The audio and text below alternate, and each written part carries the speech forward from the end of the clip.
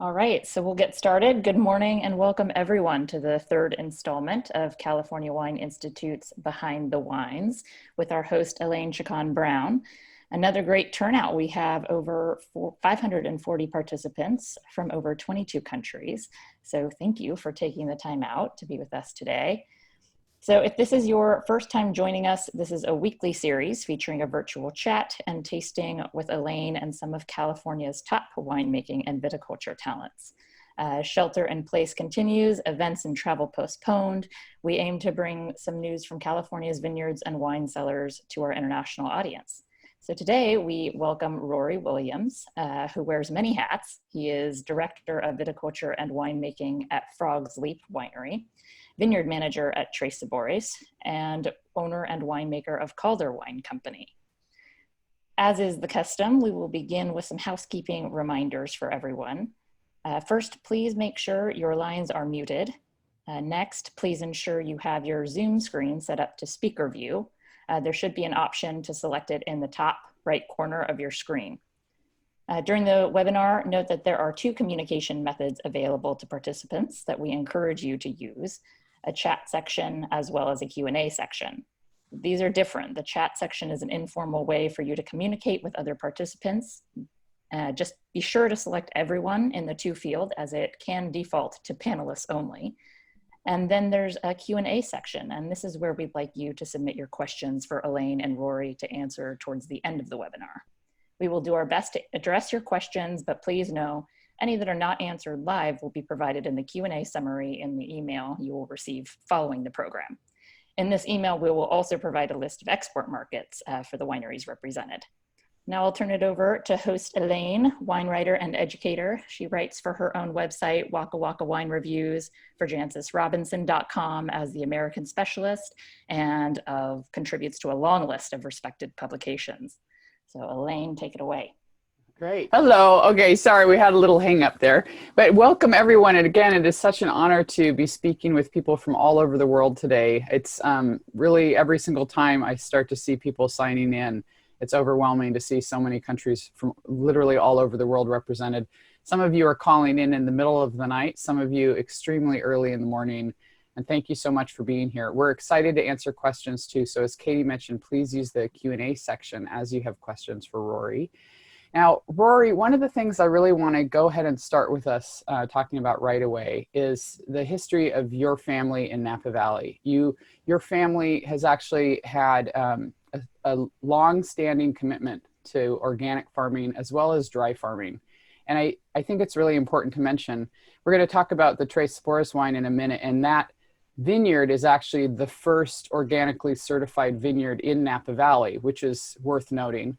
But the thing that I really would like to ask you to speak to right away is the reality of organic farming. A lot of times it's described simply as a set of rules that must be met in order to meet certification. But I know that for you, actually, organic farming is really more of a philosophy and a way of life. And I was hoping you could speak to that. Yeah, absolutely. Hi, everybody. Happy to join everybody today. Like you said, we will taste the Tres Sabores in just a minute. We've been practicing organic since 1988 in my family. My mom and dad moved to Napa in the mid-'70s. My dad started working for Stag's Leap Wine Cellars. They started Frog's Leap together in 1981. But it wasn't until we bought what is now Tres Sabores, which is right against the Rutherford bench, it wasn't until about 1987 that we actually had any reason to farm anything. And so when we bought that ranch, we found ourselves with 10 acres of, I say we, I was 3, so I wasn't contributing much to the farming at that point. But we found this 10 acres of prime land in Rutherford, and we didn't really know what we were doing. My dad had gone to Davis. He had kind of been involved, had learned really winemaking. He wasn't trained as a viticulturalist at Davis. And so, what he knew when it came to farming was just, ask around and see how you do things, ask for help from the UC Extension. And the kind of typical way that kind of what you might call what's called conventional farming now that kind of input-based directive for agriculture didn't really sit well with him. Both of my parents have always been a bit contrarian about everything. And so he started looking around for alternatives, and we found alternatives. There were, he had heard about, he had known about some of the work of Sir Albert Howard, who wrote a couple of books in the 40s and 50s about the indole method, which is a system of kind of returning energy into the land. And that had always stuck in his mind, and he had grown up on a dairy farm. So when he went around looking for alternative methods, he had heard about organics occurring up with Fetzer up in Mendocino County, but he didn't really know anything about how it was done, really what it was, and so he met with Paul Dolan and really convened a meeting with several growers, including himself and amigo Bob Contasano, who was one of the original gurus of organic farming in California. And what the message that was said there, and what really hooked my dad and both my parents onto organics, was a little bit different than what you maybe typically go into thinking about organics with, which it is, there's the USDA definition. There are certain rules you have to follow to get the sticker that says organic on it, which those rules are important. Rules hold you to a standard. But organics, the way that we learned it and the way that we've always practiced it and the way that I understand it is not a negative definition. It's not about what you don't do. It's often, organics is not, well, you don't spray chemicals, or you don't spray synthetic chemicals, you don't add synthetic fertilizers, you don't do this, you don't do that. And it kind of shifts the question into, well, what can you do? If you're just limiting your options. And organics really isn't about that. Organic farming for me is a set of practices, but it's derived from a farming philosophy. And those practices are stemmed from the philosophy. And that philosophy is to understand a site, understand soil, understand the interaction between that soil and the climate of that area and whatever you're trying to grow. And understanding that system, how energy is going into it, how energy is being taken out through agriculture, which is what we are doing when we take grapes away from a vineyard.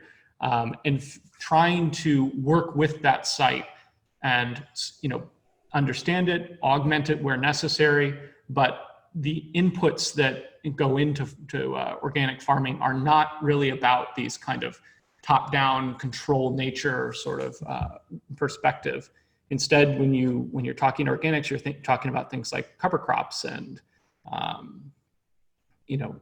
returning compost onto land. These are techniques, these are things that you do that actively build soil health. And really, organics, if you had to sum it up, would be this farming the soil in order to farm the plant, rather than coming in with a kind of preconceived notion about the way things ought to be with this vine. I could say, it's now possible, and it's I think very attractive to say that, hey, I'm making this Cabernet, I need it to have this Brix, I need to have this titratable acidity, it needs to have this pH, it needs to have this total anthocyanin content, it needs to have this X absorption at 180 nanometers to get me my ideal tannic phenol content. You can do that. We have the technology, but there's a question for me about whether that's ideal, and organic farming sort of goes with the track that that's not the approach you take with farming. One of the things you and I have spoken about before is just that idea that when you know the site intimately well, like what you're describing, then that actually determines what varieties grow well there and what kind of farming techniques make sense there too. So that what look like the restrictions or rules for organic farming, in a way, if you're really dialing into the site and picking the right plant material and farming it in a way that's conducive to the conditions of the site, then those guidelines that come with the organic certification, they sort of pop out as more obvious and in tune with that overall picture. Is that right? I think that's exactly right. And maybe a slightly more concrete example would help Right. Yeah, kind of that's understanding this, where we have at Frogsley, we have 200 acres, and we have a wide variety of soils everywhere: clay loam, tufa, pure gravel. And we also have some very heavy clay, what's called adobe clay. It's this black clay that is difficult to farm. We are able to dry farm it. We're able to farm it organically, but we're able to do that because we've made certain decisions in planting that site, crucially with rootstock and spacing, and how we've prepped the site with compost, and prepped the site with cover crops. And the scion wood is Sauvignon Blanc, not Cabernet. When we did a soil test when we took control of this particular patch of soil, I guess you can say, we did a soils test. We sent out to a lab to get the soil profile analyzed, to get mineral contents, any kind of wonky readings, just to make sure we knew what we were getting into. And with that soils report comes back a planting recommendation. And the planting recommendation, they're not paid to tell you to plant Sauvignon Blanc in Napa Valley. They're paid to tell you how you can farm Cabernet in whatever soil it is. Cabernet in that soil would be terrible. It would not ripen. It would not achieve the kind of depth of flavor that people come to expect and that I expect out of Cabernet in Napa. It makes fabulous Sauvignon Blanc. Why? Because the soil tends to limit nutritive uptake late into the season. It tends to limit water uptake late into the season. And we know that. We have a root stock that's in there and is adapted to this soil. And we have a variety that ripens a little bit earlier and does fabulously as a result, and has time to harden its wood right after picking. It has time to go into the winter dormant season with all the strength that it needs. If we were to farm Cabernet in that same site, it would essentially be farming Cabernet in a little pot. It would be in the ground, but it would be in a pot where we would attach a drip line, and every single bit of nutrition and water that vine would need would come through a drip tube. Now, that's a way of getting a plant to grow. But the question becomes, you end up with a vine that is very weak. It's not resistant to changes in weather. It's not resistant to changes in whatever fortunes of rain and nutrition happen to it that year, any kind of particular disease that might come through. That vine is wholly dependent upon human control.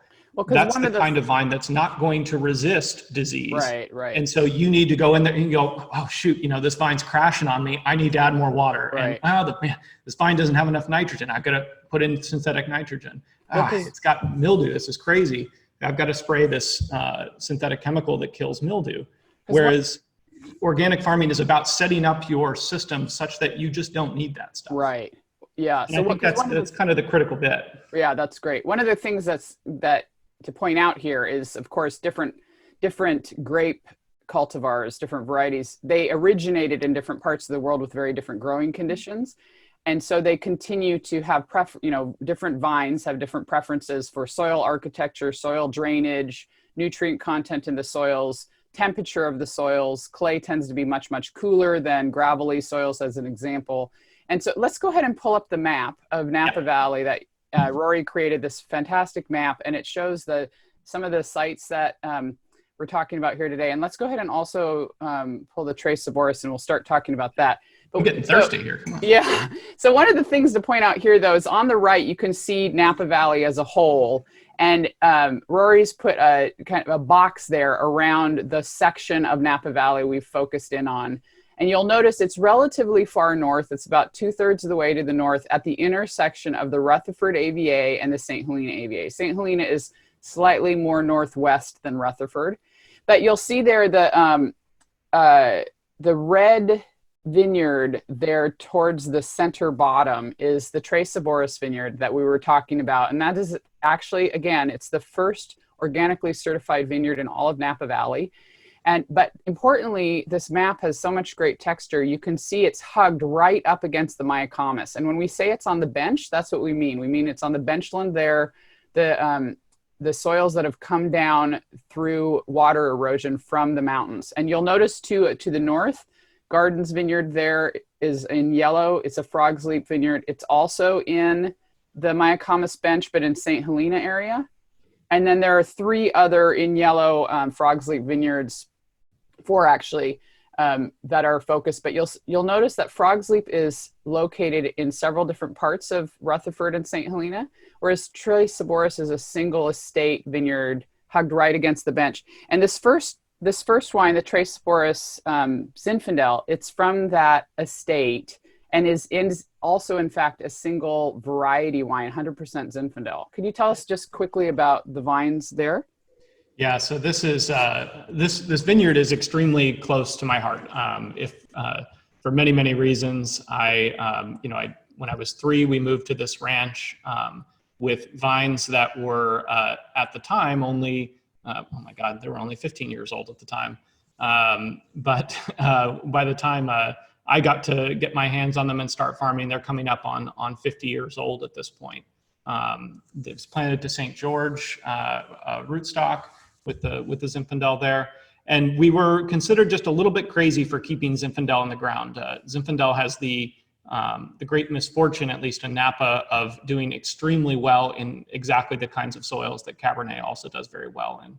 They both like high draining, gravelly soils, right? Exactly, the classic gravelly loams of the benchlands and the river swales of Napa Valley. And but we decided to keep some of the quite a bit of the Zinfandel in. It's about 6.5 acres of Zinfandel, low yielding. This is only about 2.5 tons per acre. I don't know what that converts to with hectoliters per hectare, but it's quite low for Napa County at least. But this is, like we said, this has been 30 years in the making of organic farming and dry farming. This, really for me is a labor of love of my mom's. Even though it's only 6.5 acres, she does 9 different picks on this vineyard, so just different rocky outcroppings. There's a sandy swale in there. It looks like a very small little corner of Napa. And if it's kind of funny, if you look behind my head in the background, I'm pointing to it, there's a little soils map of Napa Valley. And you can see that the detail of it is important. The important is the kind of modeled character of it. Yeah. Napa is this kaleidoscope of soils, really, where you have clays interacting with gravels and sands and some volcanic rocks. A portion of this vineyard is just almost straight rhyolite, which is a volcanic rock coming off of the old mountains. A portion of it is super deep gravelly loam coming in the center of the alluvial fan. All those different little micro soil elements play into this wine. This is because it's tucked up against the eastern hills. One of the most important distinguishing features of wines in Napa is this kind of east-west distinction. And a lot of that has to do with sun exposure, where Tres Sabores, because it's tucked up against the eastern mountains, in the middle of summer, she'll get sunset by 5 p.m. or 6 p.m., 2 or 3 hours before the rest of the valley sees the sun go down. So a lot more early light there. Exactly. So she gets tons of morning light.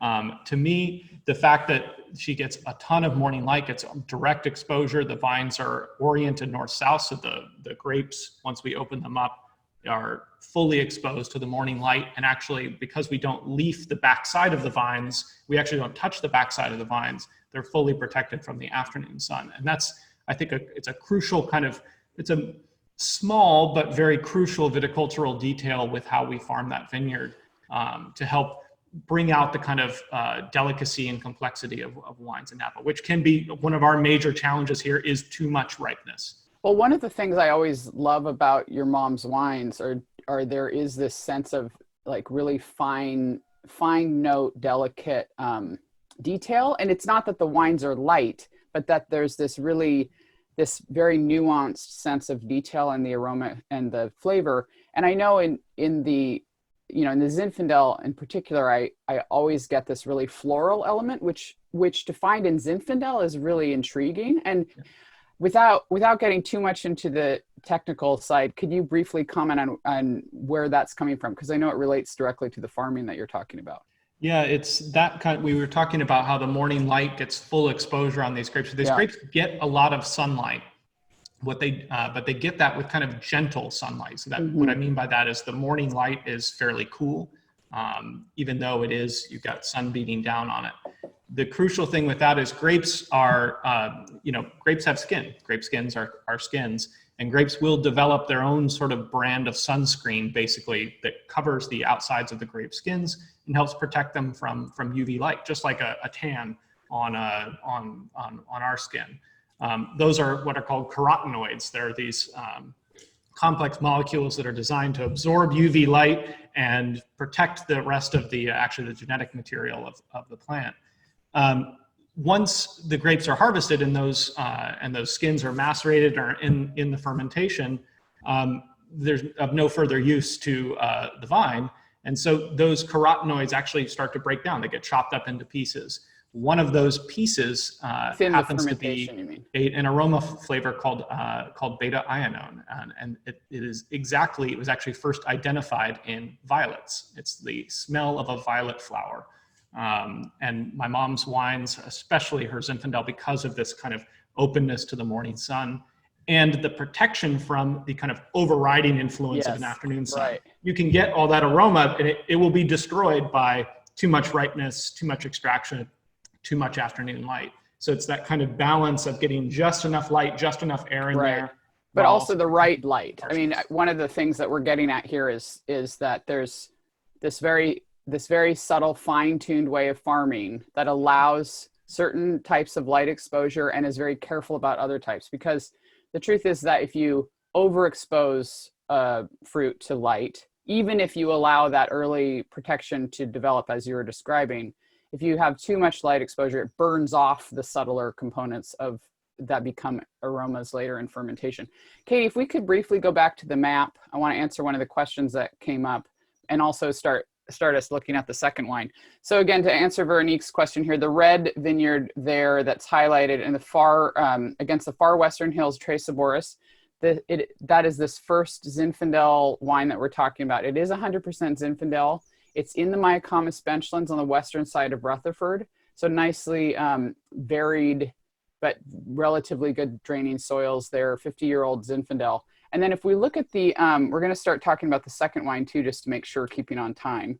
And so now if we look at the several different yellow highlighted areas, you'll notice that the Frog's Leap Zinfandel is actually coming from multiple vineyards in both Rutherford and St. Helena. And importantly, while the Tres Sabores is 100% Zinfandel, the Frog's Leap is actually a blend of the heritage varieties that generally go into making Zinfandel. So while it's enough Zinfandel to be labeled as such, it actually also includes especially Petite Syrah. Rory, do you want to tell us about, I think we should briefly talk about winemaking and how that differs when you're working with just Zin versus when you're working with a blend. You're doing some interesting things there with how you're bringing the Petite and the Zin together in the Frog's Leap.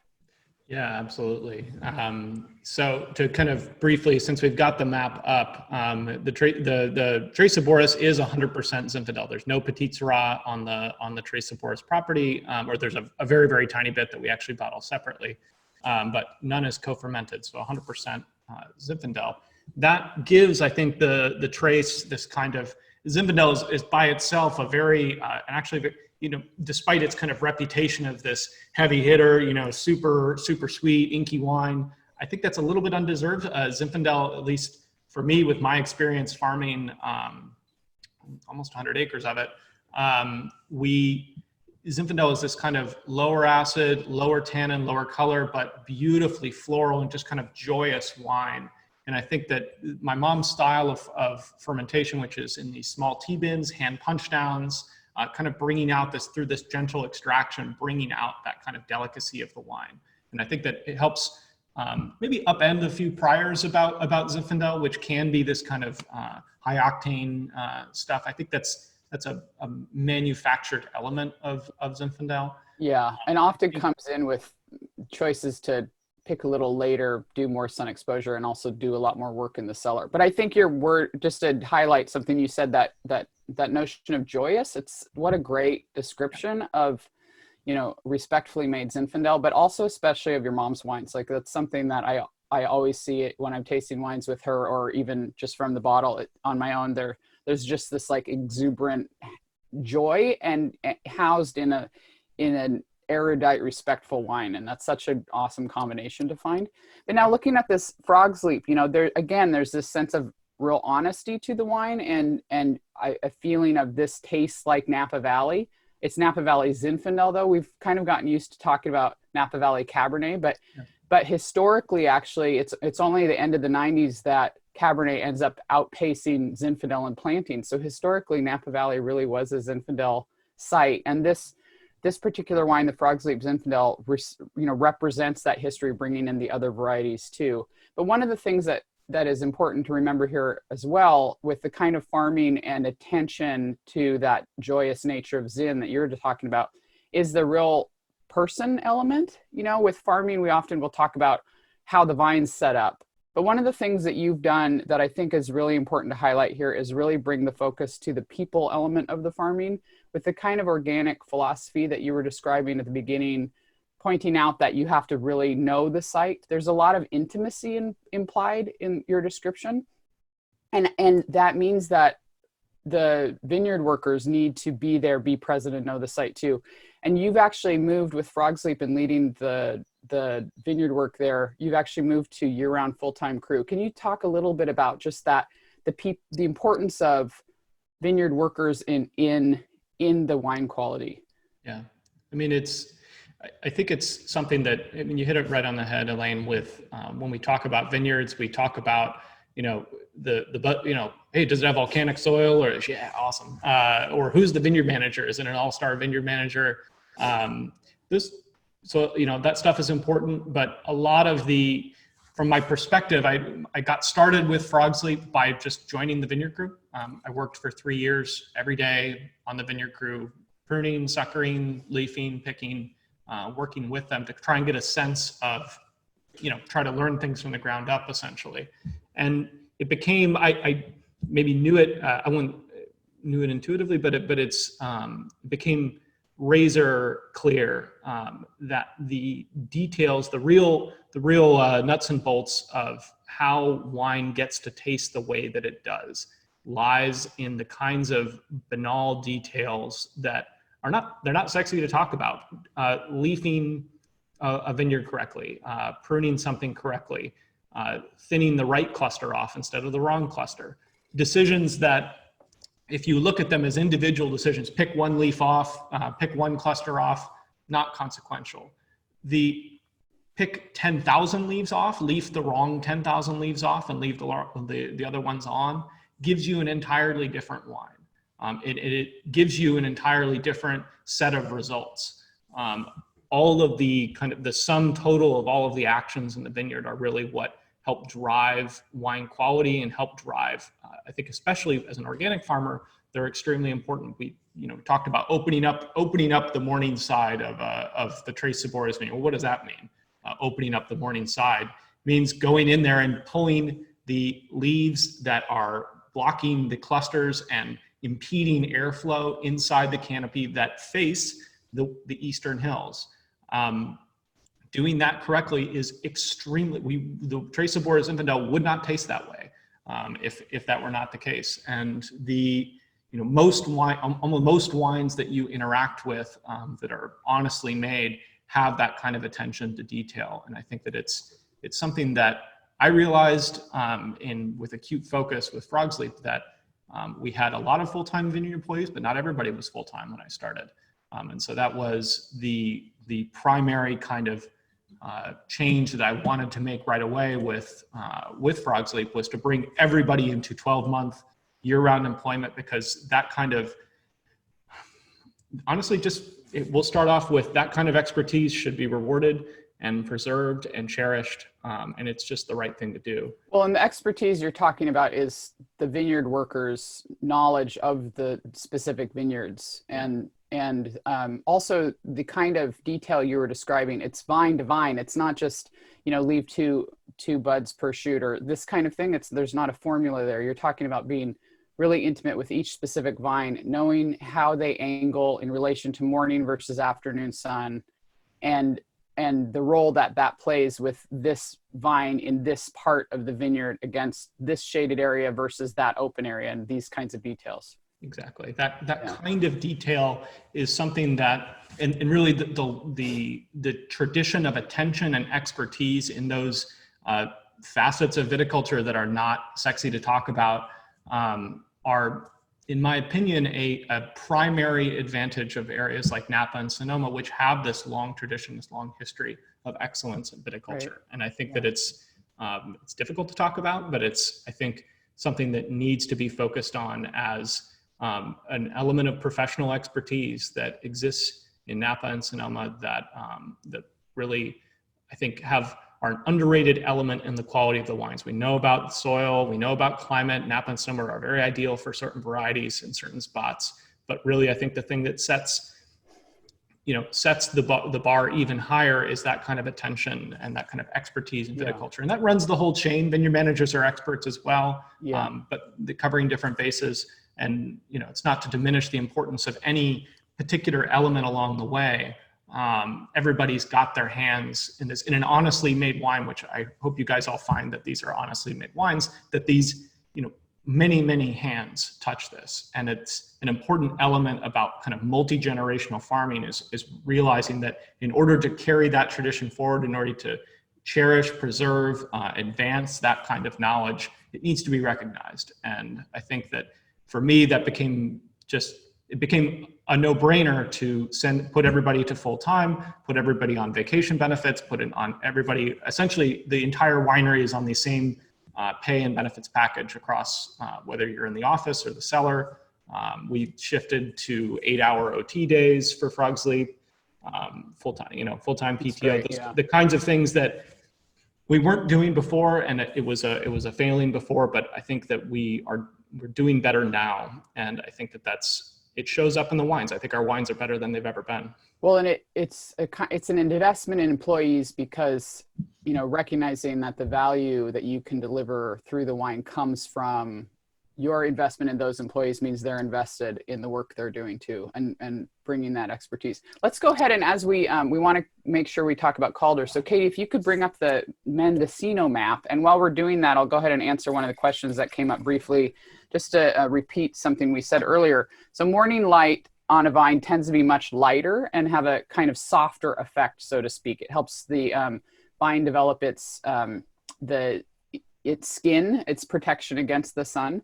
Afternoon sunlight tends to be much, much sharper and harder, and actually can burn off some of the subtler aromatic precursors in the fruit. And so vineyard managers will make a choice on what kind of canopy management they want to do based on the kind of light exposure they want, depending on the style of wine they want to produce. So if you want a hardier, deeper toned wine, pull more leaves, just as a very quick example. There's also elements of airflow there too. Yeah, and I think airflow is an underrated element of that, where how do you control mildew in an organic vineyard? Make sure it doesn't start in the first place. And the way to do that is to open up the canopy. So that's, again, it goes back to the correct vineyard work at the right time is what organic farming is. It's not about kind of going, oh crap, I got mildew and got to go spray this more expensive, less effective chemical that has organic written on it. That's not going to solve your problems in organic. One of the things to point out here too is that what we're talking about is really thinking about the canopy in three-dimensional terms. Yeah. A lot of farming moved to VSP or vertical shoot positioning. There's a way in which you've moved the canopy to more two-dimensional terms, so to speak, when you do that. And so when you allow greater architecture of canopy there, you actually have more choices in how to pull within the canopy to allow airflow while allowing canopy shading over the fruit zone to change the flavor influence of the sunlight. But we need to keep going. So let's look at this Mendocino map. So the third wine we're talking about today is Calder, and it's an interesting example to bring in because with the three labels that we're tasting today, Tres Sabores, Frog's Leap, and Calder, we have three very different examples of making and farming wine. So Tres Sabores is entirely estate, the Zinfandel. Julie is actually doing a lot of the farming herself. Rory's helping to make some of those farming decisions. And then with Frog's Leap, again, estate, but from multiple vineyards around Napa Valley. And then with Calder, you're making the wine, but you're sourcing the fruit by working with longstanding historic family farmers, in this case up in Mendocino. Yeah, it's Mendocino, which I hope I hope the map helps kind of orient folks a little bit about what the heck Mendocino, where it is, and how it relates to things. You're looking at the inset map there. You can see the Pacific Ocean. A lot of what we think about when we think Mendocino is Anderson Valley, is the kind of coastal areas of Mendocino. The Anderson Valley is in the purple there around Philo. And you think about the Mendocino Ridge, the Big Tan area, and all the coastal areas. But there's a huge portion of Mendocino that's inland that is completely protected from the ocean. There's no ocean influence in this area. It's very, very cold at night. You get these cold air masses that settle into the valleys, and then it's extremely hot during the day. It's a pretty interesting area. It's also fairly high elevation.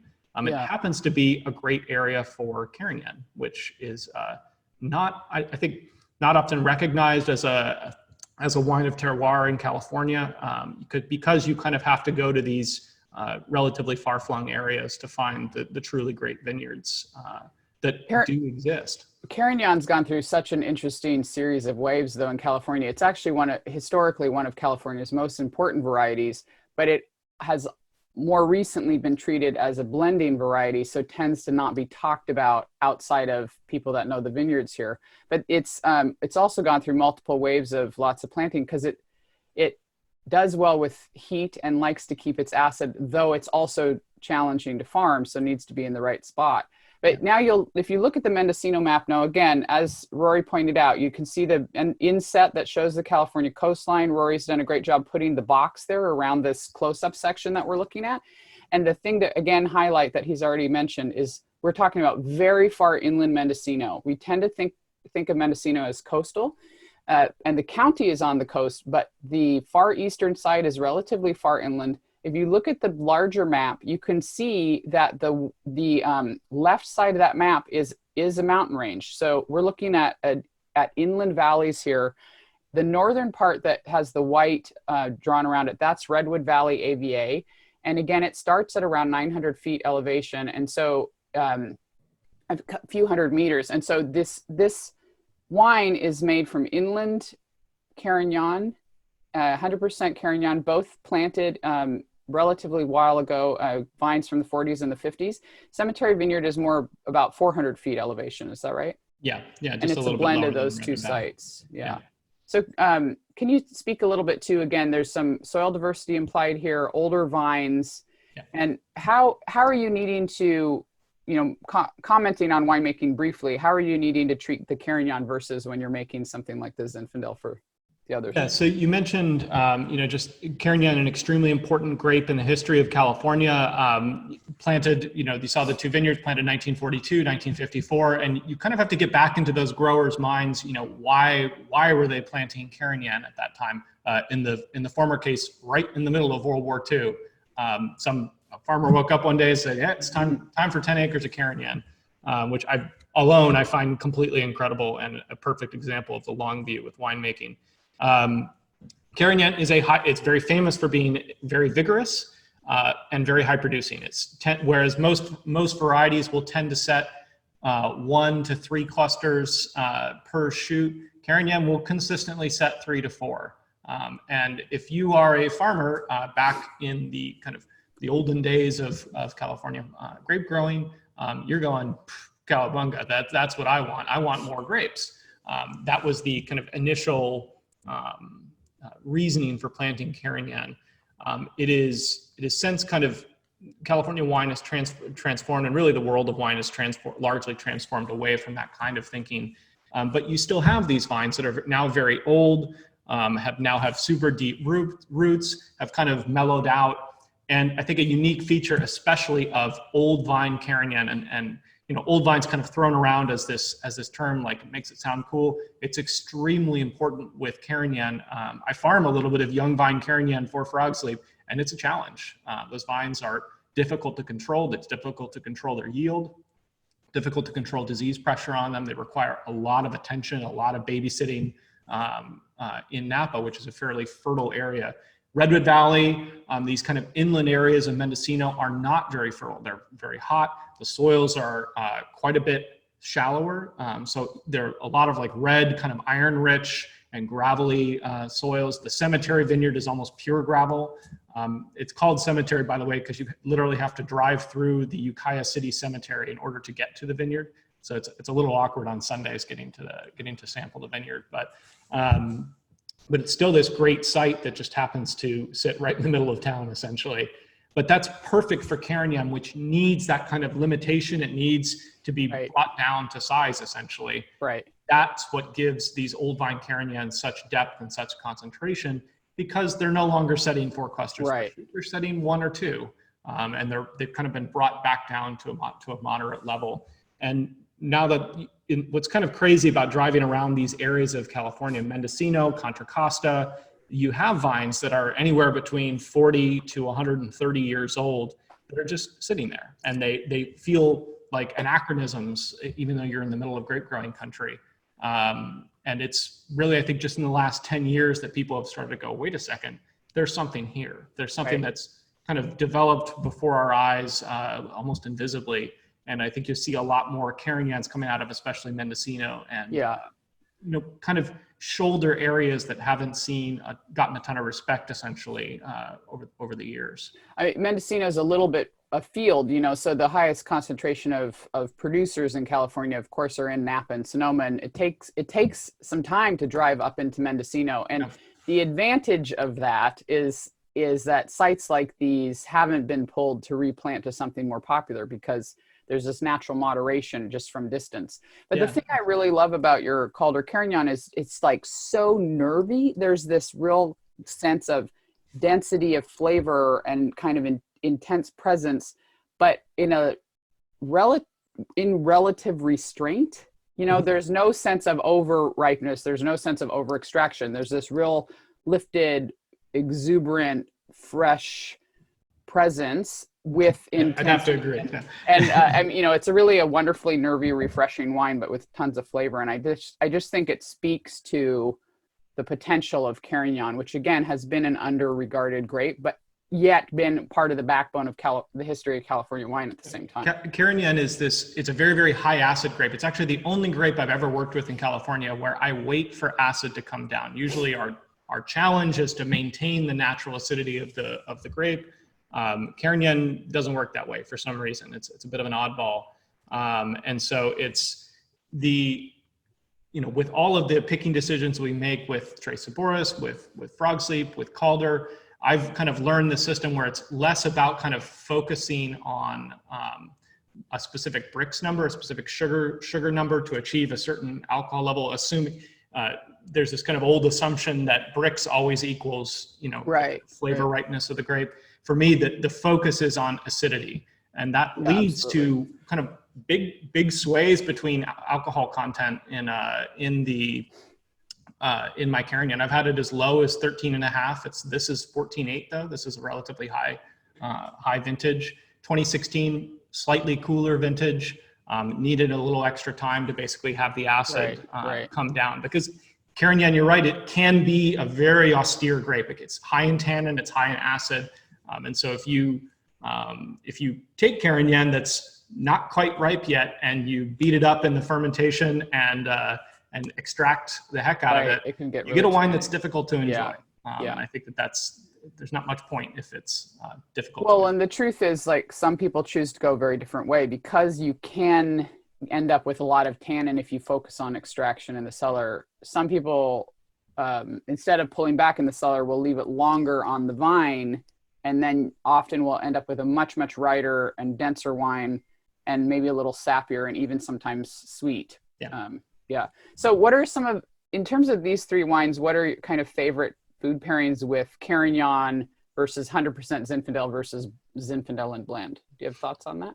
Yeah, I mean, my mom's Zinfandel goes really well with, just a simple roast chicken or something like that. I think Zinfandel is often thought about, hey, it's the barbecue wine. I think that it's a little bit of a disservice to the Tres Sabores to just call it a barbecue such wine. a nuanced wine. Yeah, it's a little bit more subtle. So that's, for me, roast vegetables, a roast chicken, something like that. Whereas the Frog Sleep is a little more, because of the Petite Syrah content in there, which gives it a little bit more tannin, a little bit more grip.